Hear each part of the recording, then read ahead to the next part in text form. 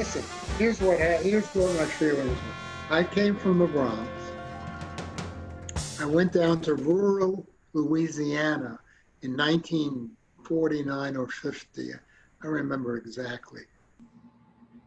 It was like another world down there.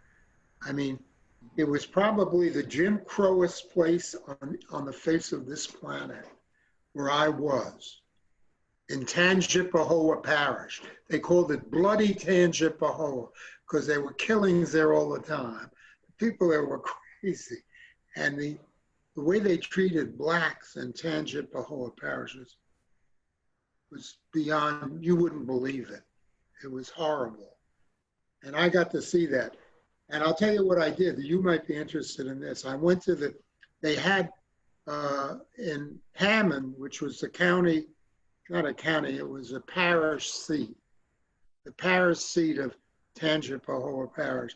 Hammond was the parish seat. So I went to they would hold court once a week in Hammond for municipal cases, where they bring all the drunks who were in jail. Most of them were blacks. They were not all black. Most of them were. And they would bring them to court. And I went to see what it was going to be like, you know. Yeah. I was by myself. I'm sitting in the courtroom.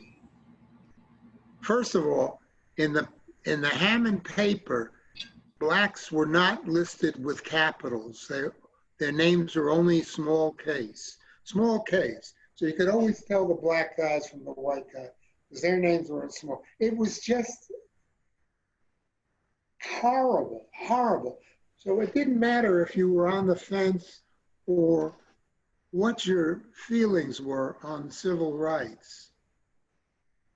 I mean, once you got immersed in that kind of environment, it made an impression on you, an indelible impression that would never go away.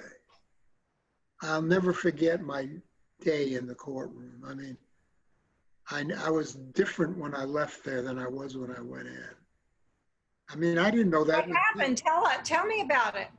Well, the blacks, first of all, in the newspaper, all the blacks were listed in small case. Yeah, you could always say. You said that. I said that. Okay. Then you go into the courtroom, judge is up there, you know, and is on the bench. There was a place in front of the bench. I was sitting in the seats in the courtroom. They call the black guy up. They would bring him in, a policeman would accompany him and bring him right up before the judge was up there. He would be down here. They would not seat the black guy in a witness chair. He wasn't allowed to sit in the witness chair. He would stand below the judge on the bench. You know, the bench was up here. He was down here. And the judge would ask him questions relating to the reason he was arraigned and never called him except by his first name. His last name was never used in the course of the proceedings. Rastus, are you here again? Yeah, you know, that kind of thing. I mean, the guy could have been a veteran. This was like 1949. He could have served in God knows where. Yeah. And he's standing there, the judge is up there, and he's treating him like a 10-year-old child. Yeah. No rights, no swearing in for the black people.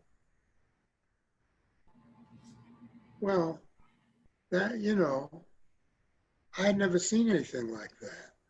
I still can't believe I saw it, but I did. I saw it. When the civil rights movement started, having experienced that as you did, you must have been very happy that it was finally taking place. Well, I was happy, yeah. I wanted them to get their rights. I didn't think that it was fair for these guys who all could have been drafted into the military. They were guys that probably served in the military, and they were in that ridiculous situation. I mean, and that's what I was thinking. My primary thought was these guys could be veterans, and look at the way they're being treated. I was very upset. I still am.